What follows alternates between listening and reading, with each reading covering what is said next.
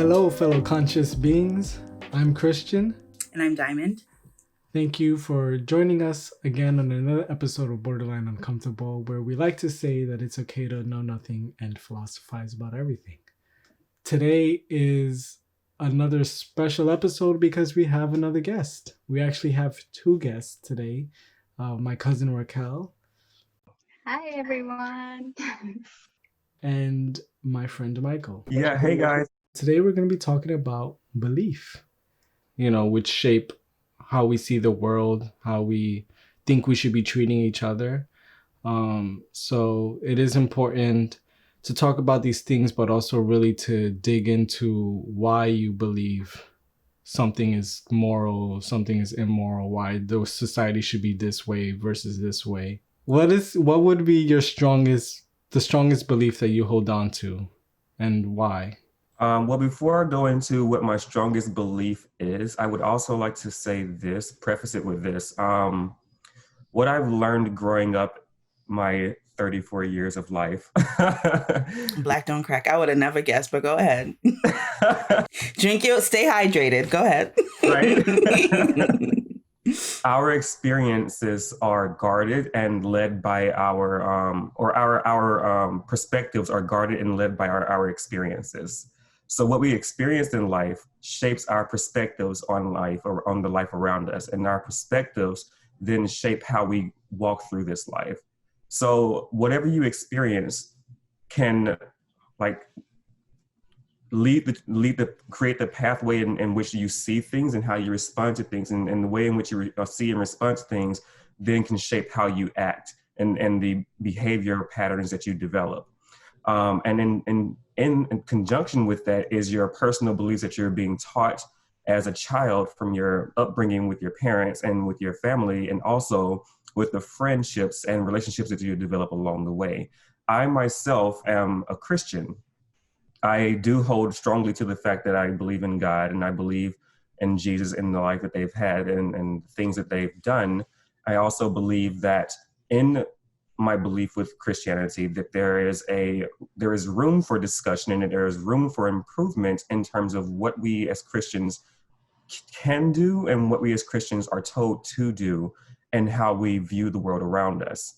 I don't believe in following blindly in any one religion. I don't believe in following blindly in any one upbringing or any one kind of mental conditioning that you've been brought up in. I believe in challenging. I believe in opening your eyes. I believe in redirecting perspectives that better suit one, truth, two, humanity, and three, the world in which you wish to live in. Which is why I create the things that I create with my art, is to challenge, is to start conversations, and it's to ask the questions that people don't normally want to ask and try to find answers to them. And it's okay to know that not every question is going to have an answer that you can directly answer in that moment. It's okay to not know. It's okay to live in the unknown for a certain period of time, as long as you're searching and seeking for the truth within that question. So those are the beliefs that I hold dear to. And bringing that back around to my belief in Christianity, I think that there is room to question things within Christianity. I think that there is room to redirect certain belief patterns and certain indoctrinations. And I think that there is space in which those conversations could, should, and can be had, if that makes any sense at all. Yeah, it makes perfect sense. I think it's beautiful because it's what Diamond and I are trying to do with this podcast as well, is just put out questions for people to think about. So yeah, it's intense work to challenge, sort of what you've been taught, how you've grown up, your experiences. But I feel like even if you're confident in your belief, you should always make space to challenge it or to ask those questions, to have discussions with other people who believe the opposite. Because you don't know everything and there's just so much to learn.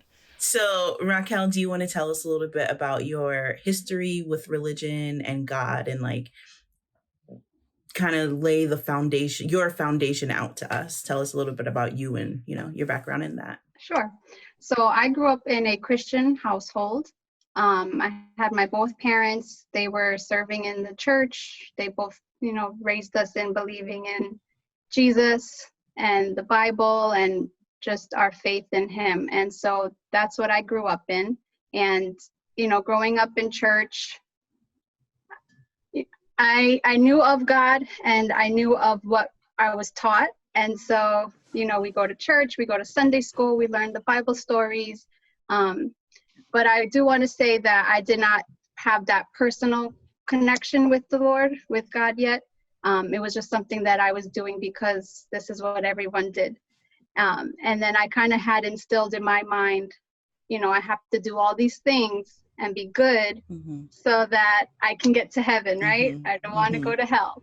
And so this was kind of just like my mindset growing up. And I was just like, okay, I have to be perfect. And for me, when I got to middle school, I actually was introduced to pornography. And as a middle school child, like that has a major effect on your mind. And so, I started comparing myself to other people. My low self-esteem was like it was like really low. Like I hated myself. I didn't like how I looked. There were times that I would try and make myself throw up because I'm like, I want to look like these girls, but it wasn't something that I saw in the mirror. Like I didn't like what I saw.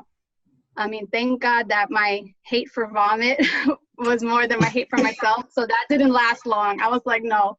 But I'm also just like grateful because that could have led to a whole nother, disorder. And I was just like, okay, thank you, God, for sparing me from that.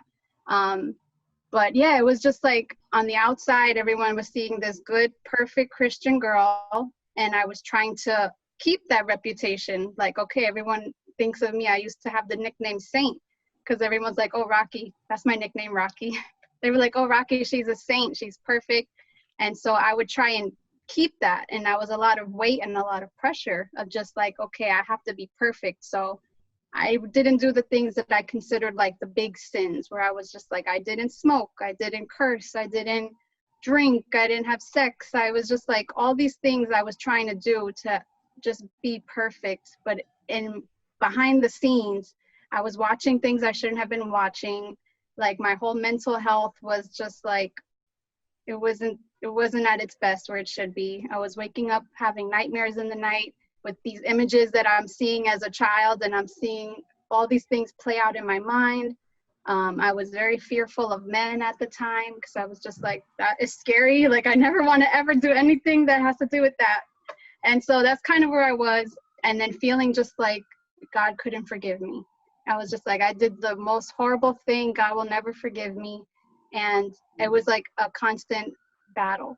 And so I go into high school and I'm just like, God, like help me to stop. I don't want to be watching these things anymore. And so again, I thank God that he stopped that right away. It wasn't an addiction because I know pornography can become a real addiction. And so he spared me from that as well. And, but I still couldn't forgive myself. I just like, had so much shame and so much guilt. Nobody ever knew. It was just a secret between me and God.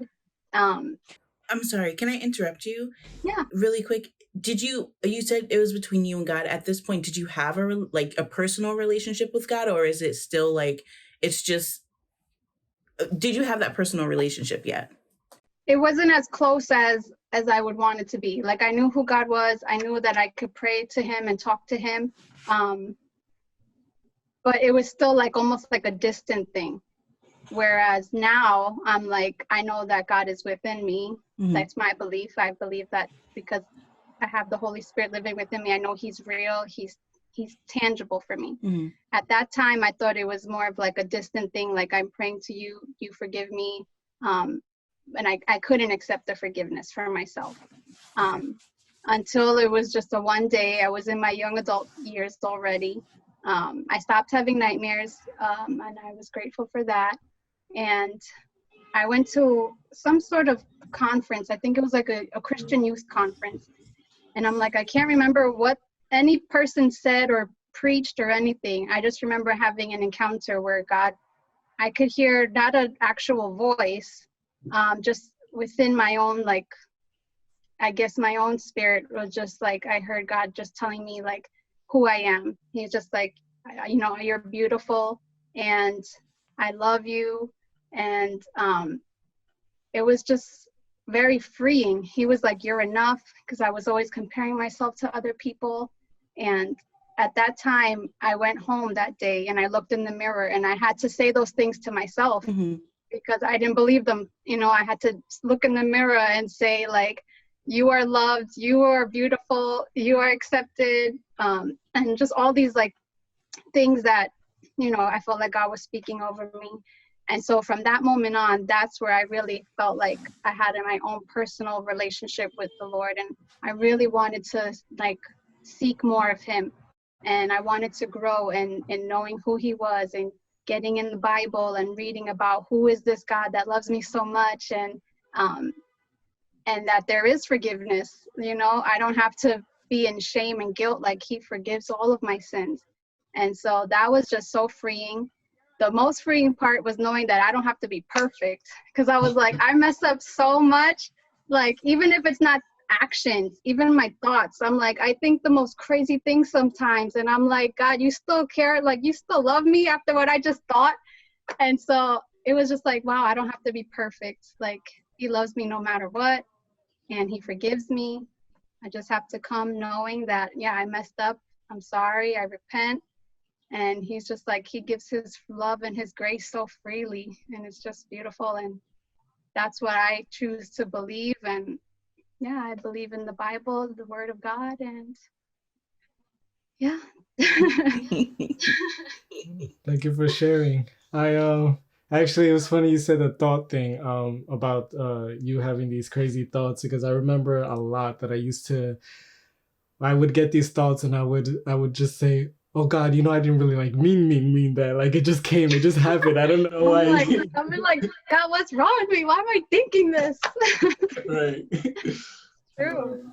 So how did you really start discerning between God telling you all those words of affirmation, speaking that over you, and then you just sort of between that, and then, or maybe you just saying that to yourself and accepting yourself, finally forgiving yourself rather than God forgiving you? Yeah, I mean, I felt like for me it had to be God, because I wasn't in a place to say those things about myself. Like, I didn't believe those things about myself, so why would I tell myself those things? Like, I didn't think I could be loved. And that was also another thing. Like, I never got into relationships because I was like, I don't like me, so who else is going to like me? And so it's just like this peaceful feeling you have when it is God speaking to you. I can't describe it. It's just like, it's just a peace. You just get like I don't know how to describe it, but I just know it was of the Lord, because it's not something that I could do in my own thoughts, in my own mind, in my own feelings. So that's interesting, because you're saying how you didn't believe these things about yourself, so it had to be God, because you weren't believing these things about yourself. And there's a question that I posted recently. It's a question that I often find myself trying to debate within myself. If we choose what we believe, if we can choose to believe in something, what do you think about whether we can choose what we believe or not? To a certain degree, yes, definitely. We can definitely choose what we believe. Are those choices completely disconnected from society and everything as a whole? I don't really know. I can't really answer that with a certain yes or no, because of course everyone wants to believe that they have complete control over what they believe and complete control over how they act and who they are. But the reality is that there's always going to be something else seeping into those identities and guiding those pathways in terms of how you react to things, how you treat people, and what you believe in. There's always going to be some level of outside influence within those decision-making processes. So it's a yes, but with a shaky little hymnal there. You can choose to a certain degree, and that degree can be very big or very small. And that just depends on how hard you hold on to what you've been brought up in, and the indoctrinations and the things you've been taught as a child. Like for instance, as a child, I was taught to be a Christian. I was taught to believe in God. I was taught to believe that Jesus died on the cross. But as I grew up, I had moments of weakness, or not necessarily weakness, but I had moments of doubt in terms of whether those things were real and whether or not I should believe in them. And at the end of the day, I still believe, yes, but that belief system no longer became something that was indoctrinated into my upbringing, but something I eventually chose for myself. And yes, those influences from my childhood did seep into that final decision-making process, but it ultimately became my decision whether or not I wanted to hold to that truth. What's keeping you holding on to that truth? Like what new knowledge did you find, or what experiences did you have outside of being sort of instilled with Christianity as a child that kept you believing in God? I like to say that before I related to dance. This was like a huge point for me in which I felt like I really felt the voice of, or heard the voice of God and felt the hand of God in my life. Because before that, I was really struggling with a lot of things I've been taught about who God was, to the point where I was thinking, yes, I believe in God, but I don't know if God is the person that people say that he is. Because if God is who he say he is, then how can he allow so many things to happen that are clearly not a good thing in life? Why do people involve themselves in all of these sins if God is who he say he is? And if he is all knowing, and if he has the ability to foreshadow and foresee things before they happen, then why does he not stop them then? So I was struggling a lot with that kind of reality of what it is to be a Christian, following a person who could stop evil but doesn't. You know, I was struggling a lot with that. So I ended up going to, and this is totally, I feel like it was a God ordained thing, because before becoming a dancer, I was studying to be a lawyer.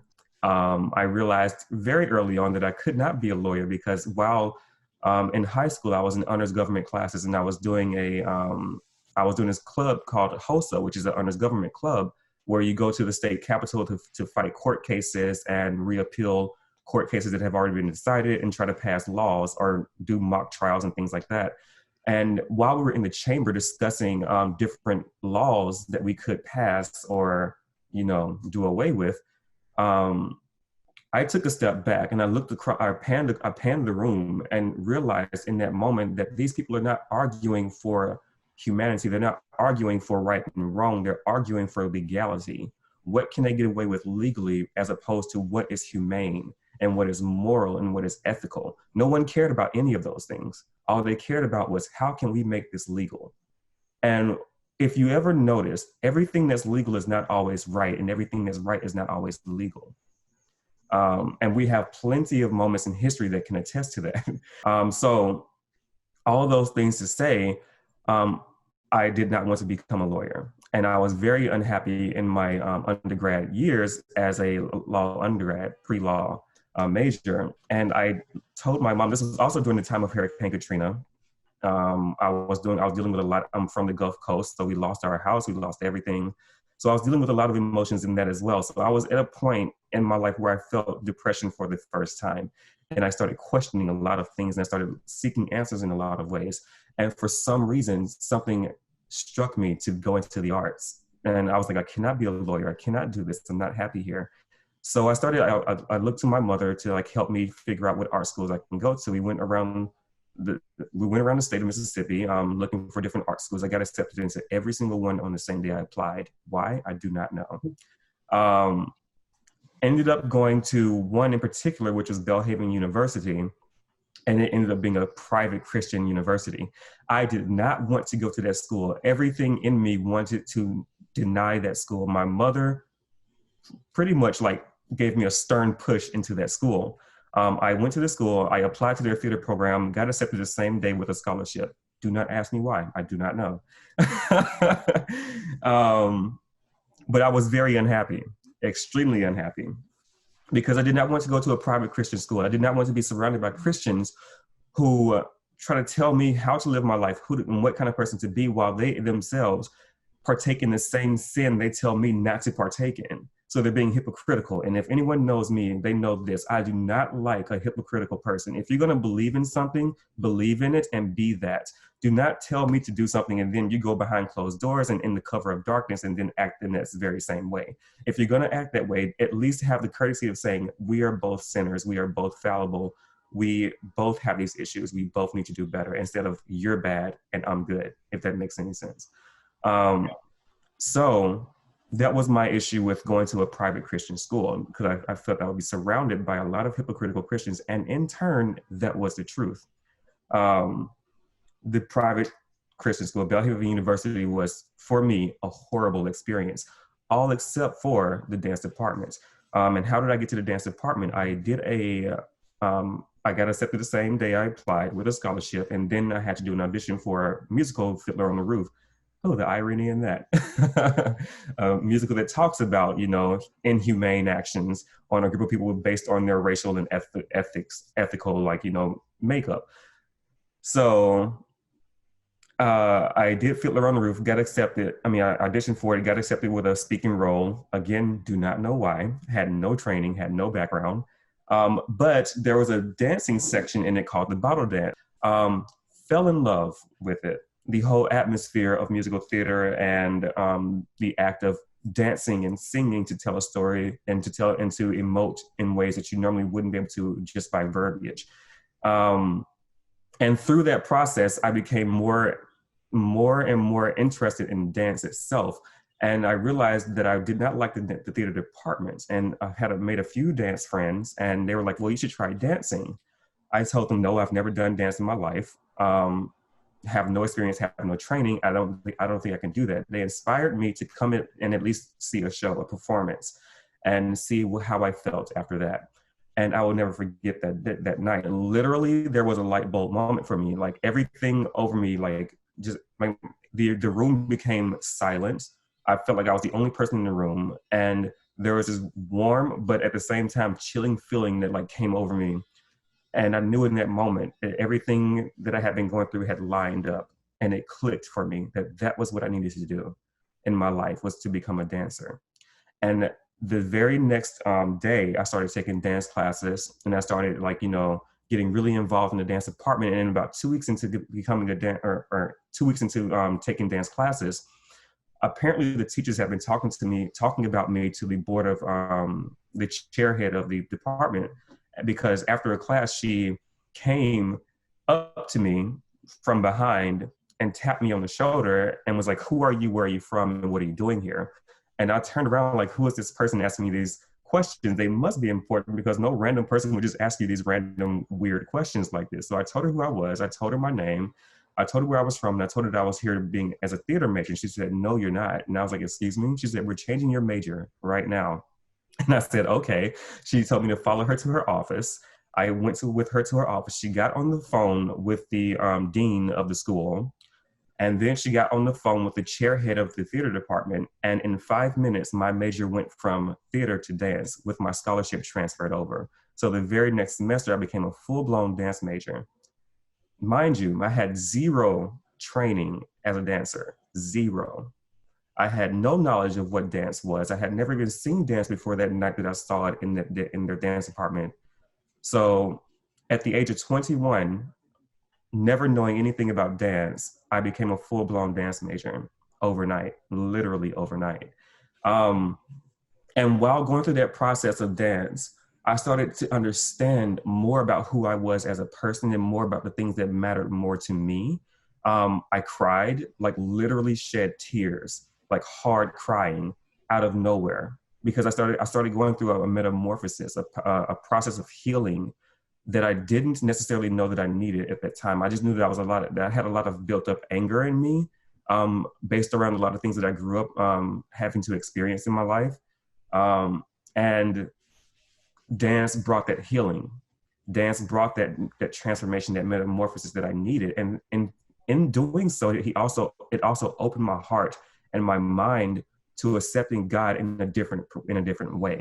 And I learned through that I cannot look at God as a figment of what somebody else deems him to be, but more so what I deem him to be in my life. My personal journey, my personal relationship, my personal connection to God is who I have to see God as, not the relationship and connection that someone else has to him. Because much like life, everyone is going to experience things differently, and that includes their religious walk and their religious path. That includes how they interact with God. We're not going to all have the same interactions. We're not going to have the same experiences, and that's the danger. And because you asked me once about organized religion, that is the danger in organized religion, is to place a stamp on every single person that they have to live up to this expectation and this level of just this level of like love and respect and honor of God based on someone else's experiences, based on someone else's pathway, based on someone else's walk, based on someone else's beliefs.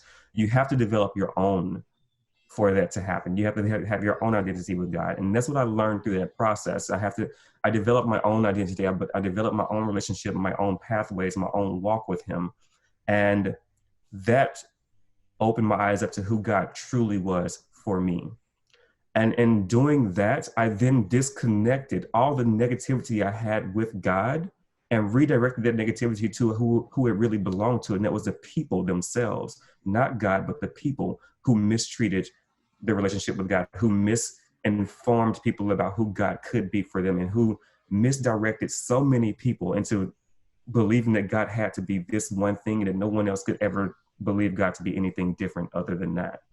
And that's what to this day, that's what keeps my relationship with God going, because there are times even now where I still want to go back to that old train of thought of, you're a bad person and that's not godly. And so then I want to start questioning, well, God, if that's not godly and this person is claiming to be godly, then who are you? And I remind myself that is that person's walk, that is that person's belief, that is that person's relationship, that is that person's mentality, but it's not who God is. And that's what helped me, and that's what continues to help me now. There's a lot to take in. You got to give me a minute to digest that. It is a beautiful story, though. I'm glad that you found your expression, that way through the arts. Everybody has a personal walk with God, and that includes people of other religions who have their personal walk with the God of their culture. The community they were brought up in. So there are other religions who believe with the same sort of vigor that you believe in the way you believe in your God, they believe in their God. And they would attribute the same sort of experiences that we maybe might have with our God, our personal God. They will attribute it to their God. So how can we know who has it right? Because they're all saying, well, my Bible says, or my Holy Scripture says it's true. I've had this experience with my God. And there are some people who say that everyone's right, or it's the subjective truth thing that I don't necessarily believe in myself. That, it's true for you and this is true for me, but it's all true. It's like, I think it's true for somebody or nobody. It's one, there has to be one truth. Right. I believe in one truth. How would you, I guess, process that idea that someone else could have the same sort of passion or enthusiasm for their religion and their God and have the same experiences as yours, but with their God, attributing to their God? I mean, I'm still looking into that as well. Looking into like apologetics and watching talks on that as well, because I'm still learning also. I know that one of the questions you had asked was when I was look at the Instagram, like one of the questions was about asking about other religions. And I appreciate that, because I did want to look into it and see kind of just comparing and contrasting. And it just kind of solidated my belief in Jesus even more so, because when I see Christianity, it's the only religion in my small little research that I've done. I haven't done a whole big old research, but I see that it's the only religion where everyone is trying to do works, right? And that's what my mindset was. I got to do to get to God and for him to forgive me and for him to love me. Where everyone's trying to do to get to God, and like God is coming to us. We're all trying to climb up, but God is coming to us. And so in Christian faith, that's what I believe, is just like Jesus came to pay the wages of sin is death, it says in the Bible. And so he came to pay that because we are wicked, we are sinful at nature. And so he takes that upon himself. And so we can stand before God as these, pure, holy, righteous, because it's Jesus's righteousness on us. Mm-hmm. It is not my place necessarily to tell somebody that their belief system is evil, or unless there's like a strict, like hard line of like, this is evil. Like if you're like believing in like killing humans for sacrifice or things like that, like I'm like, okay, wait a minute now, but in reality, I look at, let's say like Buddhism or, Hinduism, there are structures within those belief systems that really coincide with Christianity and the ideas of Christianity. Those belief systems are also older than Christianity. So then you start to wonder, what is Christianity? What is Buddhism? What is Hinduism? How do those things relate? And who is God overall in terms of the belief, in terms of like the healer, the end all, the alpha, the omega of the human race? Who is he overall? The truth is, none of us really know. None of us really know. All we have are documents, books, parables that tell us who God should be and who God is based on these things. We don't really know who God is. All we have are these stories. All we have are the novelties. That's all we can really pull from. So I'm not going to tell somebody who believes in Hinduism or Buddhism that their God is not the same God I serve. I don't know that to be true. We might be serving the same God and just calling him by a different name. That could be the reality. Or it could be a different God altogether. But I don't know that. All I can say is this: do you love humanity? Do you love God, be it a God that you call by a different name or the God that I serve? And how do those things relate in your life? How do those things connect in your life? How do those things play out in your life? Because at the end of the day, in my journey with God, I believe that I am to love people despite their differences. I am to honor people despite their differences. I am to respect people and value people despite their differences. I am also to call people to believe in God. I am also to call people to follow Jesus. That's what my belief system teaches me. And yes, I think that's a good thing. But I am not going to do that through the eyes of judgment. I'm not going to do that through the eyes of condemnation. That's not how I want to do it. If a person looks at my life and see the way that I live and is inspired to follow in my footsteps based on my belief systems, that is their choice to make. I'm not going to force it. I'm not going to give them an ultimatum, So I'm going to, if somebody's Buddhist or if they follow the Hindu beliefs or whatever beliefs, I'm going to love them regardless. And I'm going to find similarities within our belief systems. And I'm going to say, well, look at this. You believe this and I believe this, and this is how these things connect. Isn't that beautiful? I'm not going to say, you believe this, I believe this. You're wrong, I'm right. You're bad, I'm good. That doesn't help anybody. That helps no one. The only thing that does is cause greater divide. And in that divide, it causes greater strife. And that's where wars happen. That's where anger builds up. And that's where murders and like all these other things. I mean, come on, Christian crusades, day and night, all day long. That's all it was. One religion trying to overpower all the others. And in the process, did everything outside of what their religion said to do.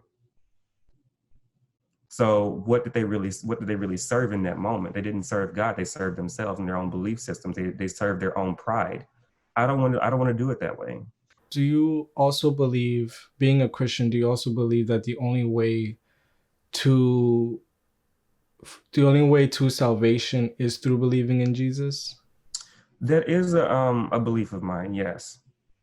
Again, we could be serving the same exact God, just under a different name. They also have different like practices and rituals. And like, I think in Hinduism, there's multiple gods. And then in the Christian Bible, or the Judeo-Christian Bible, it tells us that we shouldn't worship other gods. before Yes, the it one does. true God. So, do you ever feel conflicted about whether you should be maybe proselytizing or trying to convert someone, or just encourage them to believe in Jesus versus the God that they grew up believing in, or whatever God they believe in now? That is a conflict of mine, because there's a thin line between, as a believer, there's a thin line between trying to overtake and dismantle someone's belief systems and being prideful and thinking that you're the only person who knows the truth, or encouraging somebody to see something in a different way and hoping that the way in which that you see it is actually the way that is proper, and that can bring about healing and love. So there's a huge conflict, which is why I don't dive into the whole conversation of you're wrong, I'm right.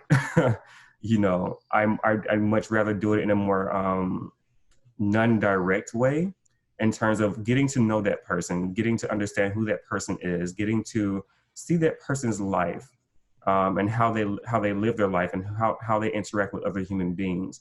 And if the conversation of religion comes up in our interactions, we can share our religions with each other. But I would never, for me, I don't think I could ever become the person who's like, you're going to hell. Because first of all, in condemning somebody else, you are then taking the place of God as if you have the power to condemn them. So therefore, that's a sin in Christianity as well. So all those Christians who are running around telling everyone you're going to hell, guess what? They just sinned.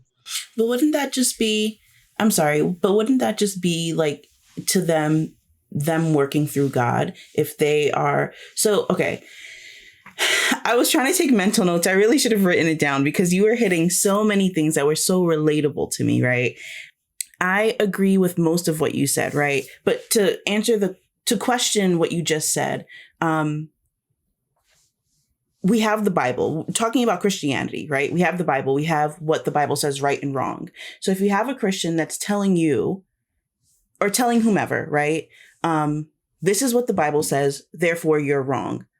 To them, they are only doing the work of God, which to them is right. Right? So it's like, I appreciate what you do, because that's how I would navigate through this.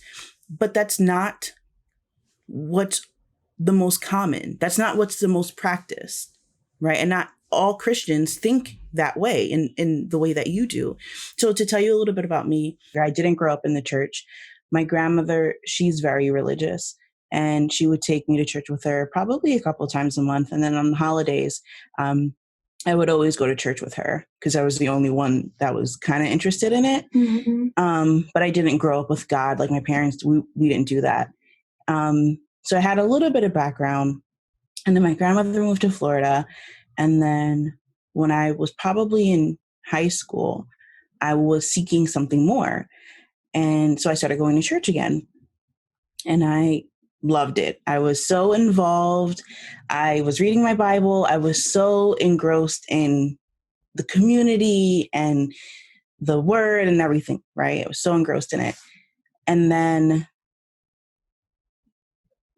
life happened, right?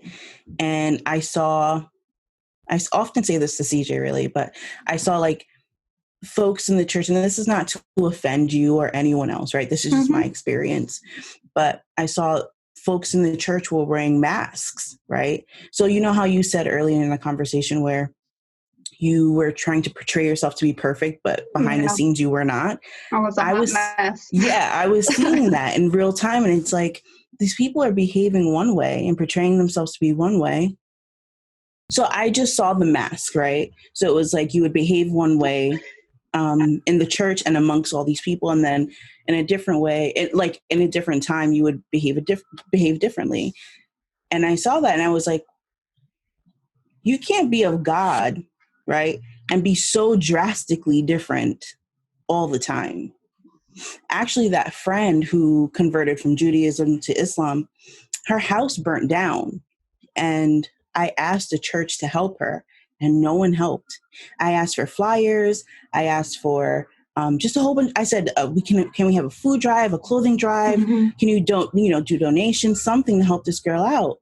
And no one even responded to me. And I think that's what kind of triggered it, because again, how can you portray yourself to be one way in the church, but when push comes to shove and your community needs you, people need you, how could you turn your back?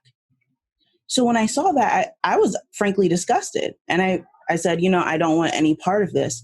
And me removing myself, I got to see, now this is my perspective.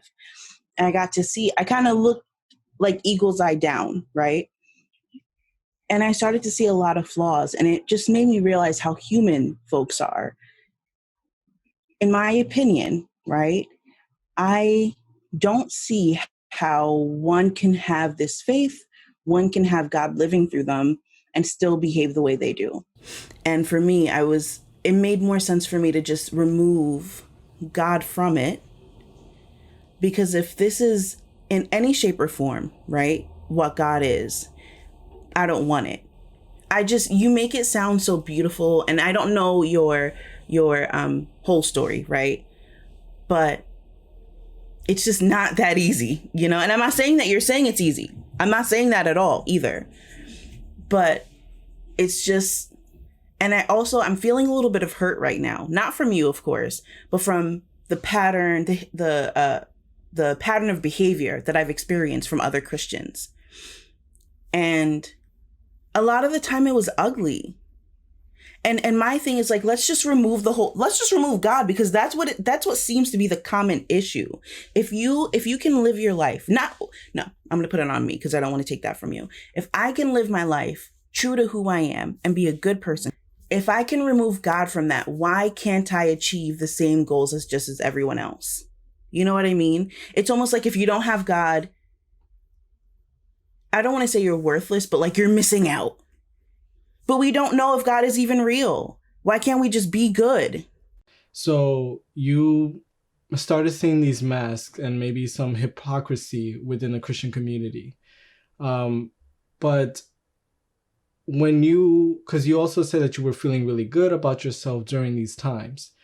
So was it interacting with these other Christians that were I'm sure that kind of helped feed it in the beginning, but did you feel like you were building a personal relationship with God? And if so, when you started seeing the hypocrisy amongst people, realizing that people are flawed and, just fallible beings, did you have a moment where you thought, okay, well, maybe I just don't go to church, but I can still keep my relationship with God because, separating God from humans? Mm-hmm. Good question. So I think for me, it was kind of like all or nothing, honestly. Like it was kind of, I can't remember. So me going to church and getting good with God and then immersing myself in the community, that happened twice in my life. When I was younger, and then more recently, about 2 years ago, again, I was seeking guidance. So then I got back into the church and I was, working on the community, all these things. And from what I'm remembering, the second go round, again, it was all or nothing. I was a little older, maybe a little bit more, a little wiser. And I think part of the reason why I couldn't separate the two, let me put this down, is because of probably the first time around, it left a bad taste in my mouth, even after I gave it my all. And I think a part of it, again, was, if this God is real, why y'all acting like that? Like how? And then for me personally, trying to build a relationship with God, I think it was tarnished after humans, which maybe isn't fair, right? But that's how it looked for me. It was. I do, however, think that, no, I'm not going to lie to y'all. I'm not about to do that. I think it was tarnished. Everything was tarnished because of humans, if I'm remembering correctly. Would you ever consider trying to revisit that relationship or that path of trying to No, find God? no, because now I don't. No, for me now, I'm fine. I'm not seeking any guidance. I rely on myself now. And that again, I feel like I always have to like preface what I'm going to say because I don't want to offend, but like I I didn't have it growing up. I tried it twice. It didn't work. It's not something that I'm willing to revisit because it's not necessary in my life. You said, and you, not only did you just say it, but you said it before when I was going to church and I was really involved, 2 years ago, how I was a lot happier, how I seemed happier rather. But I think as I'm growing as a human, that happiness was through the community that I thought I needed, right? I think that once I rebuild that in a different way, it'll appear again and I'll be just as happy. I don't think I need to involve God or that community per se to achieve that again. I just have to find it in a different way that's healthy and conducive to my life. I have a question do you mind if I call you Rocky? Because I feel like we're family now. That's fine. Okay. I love it. Do you ever feel like when you're at church or like when you're amongst your church friends or whatever, your religious friends, do you ever feel like folks are putting up a facade? Like, do you ever feel like fakeness? Yeah, I mean, I feel like you can never, generalize everyone. Sure. So there are some people that you can tell they're not all, they're not in their authentic self. And then I do have a strong community of people that I am in community with, and we're very vulnerable with each other. I have somebody that we talk about all the things we're going through and we pray for each other, and we're just very open and honest and raw. So I think it's that you're going to find that in any community, people, whether they're Christian or not, there's going to be people that are authentic and there's going to be people that are just fake. I always tell people this, and I've said this a lot on Facebook recently as well. Mm-hmm. I've never been hurt more by anybody other than a Christian. Yup. Christians haven't hurt me more than anybody else. Mm-hmm. And that's just the reality, and that's the truth. Mm-hmm. And it's because, much like everything in life, when a person feels like they are better than somebody, when they have something that puts them above somebody, they start to behave in an elitist way, and they start to feel like they're untouchable and they can't do no wrong, and that everything they do is right and that everything you do is wrong. And that is the danger with Christianity. That is the danger with a lot of believers right now, is because they think, oh, I'm Christian, so I'm automatically accepted into the gates of heaven. I'm automatically a good person, no matter what I do or what I say. I'm automatically forgiven of any sin that I've done, so that means that I am not a sinner anymore. And those are all lies. God says in the Bible, you will say that I've done these things in your name, and I will turn from you and say, I know you not. He is telling the believers right then and there that even though you say you believe in me, I will not accept you into the gates of heaven if you do not act as you believe in me. Mm-hmm. And that includes me. Mm-hmm. Mm-hmm. I have no reason to think that I'm going to heaven, because I don't know that to be true. All I know is that I love God, and all I can hope is that I'm doing the right things that he asked me to do that'll allow me to enter the gates of heaven. But as I stand on my own, I could be going to hell. Because even though I believe in God, I could be doing everything completely wrong. And you have to have your own relationship with God. That's what I learned. Mm-hmm. Because when I was in the private Christian university, guess what? Mm-hmm. A lot of them were racist. Of course, I can imagine. It was a predominantly white Christian university in Mississippi. Even with all of that going on around me, I still have to develop my own personal walk with God. I still have to develop my own personal relationship with God. And that's what I would urge you to do. Do not denounce God based on someone else's walk and someone else's relationship with him. if you want to not believe in God anymore, make it your decision based on your relationship with God, not someone else's relationship with God, because you're not doing yourself any favors by taking someone else's relationship and then building your life around it. That's like you saying like, oh, I'm going to build my life around my best friend's relationship with her boyfriend. How does that benefit you? I get you. I get you. I get you. It doesn't benefit you at all. So I think this is where I kind of go back into, and I'm sure Diamond probably tired of me bringing this up all the damn time about if we choose what we believe. But honestly, it's something that I think is really important for us to consider, because you've had your personal experiences outside of the Bible and your community, the way you were raised, or your family. And I was raised in a Christian family as well. And my personal experience, I've prayed, I've used to talk to God every day. I've started studying the Bible, and the relationship is not building. It wasn't developing, because I didn't get this feeling that there was something there to build a relationship with. And so I can't just start choosing to believe in God when my experiences tells me that there's nothing to believe in. And, or at least to put it more specifically, the Christian God, the Judeo-Christian God, because I don't know that there isn't some deity out there that created all of this, right? But I can't know for certain. I can't even say like I know 100% that the Christian God isn't real, but I'm more confident in that than saying that there isn't a God, period. But so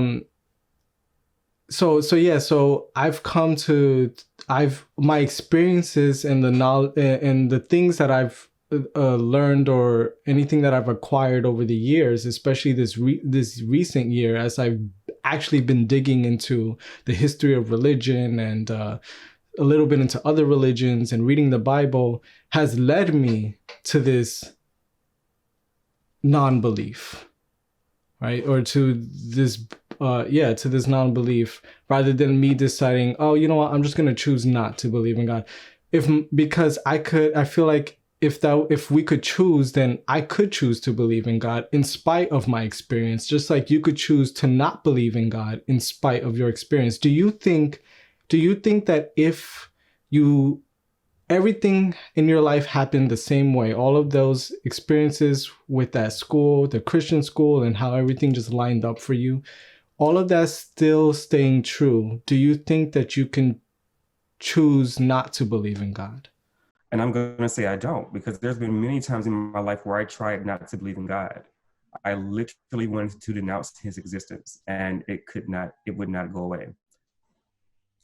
So this is why I said in the very beginning, I said to a certain degree you can choose, but there is always going to be a little bit of an influence around your upbringing, around your experiences, that's going to infiltrate with your final belief decision-making process. I guess, and this is my issue of thinking of it in a black and white way, because I'm thinking you can either choose what you believe or you can't. And what I think that you can choose, if we have any free will, is choose which direction we want to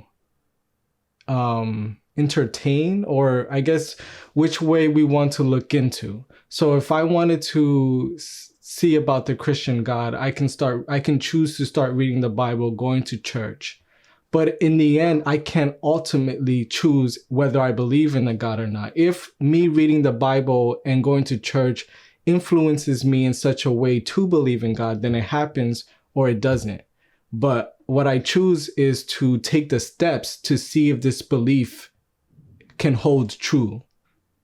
I don't know. I wouldn't say that I chose not to believe in God. I just don't believe in God, because if I chose not to believe in God, then I should feel like I can equally choose to believe in God.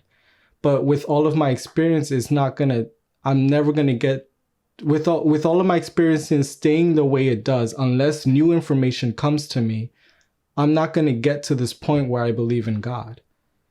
So, like, my mom, she told me this thing a long, long time ago, and I used to say it I used to repeat it back to myself because I thought it was a cool idea. It's actually, it was actually said, it was actually brought up as if you study philosophy a little bit, you can read about it. It's called Pascal's wager, but I didn't know that it had a philosophical name or argument to it. I just heard it from my mom, and she said, I'd rather believe and find out that God's not real than believe and find out that he is. And then so with the Pascal's wager, and this is sort of a watered down version, but it basically is like, if you believe, you lose nothing by being wrong. But if you don't believe, you lose everything by being wrong. So wouldn't you rather just believe just in case?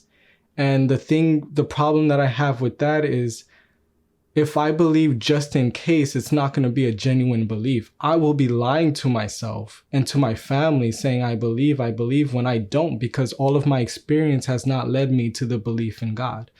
And so I would, and if I don't truly believe in God and he is real, he's going to know it. And if the only way to salvation is through a genuine belief in Jesus and God, then what does that mean for me? What does that look like? So I'm going to be pretending. It's all going to be pretense. How confident are you in your belief? Without a doubt, I believe God is real. Without a doubt, I believe he exists. On the level of my walk with him, how confident am I in that? I'm like a 5. Because I still run the issue of, am I good enough? Or am I doing it the right way? Or am I this good Christian? Like, will I go to heaven or hell? I don't know. Right now, I don't struggle with doubt. I do struggle with insecurities as far as just like things that God has healed me from, as far as low self-esteem and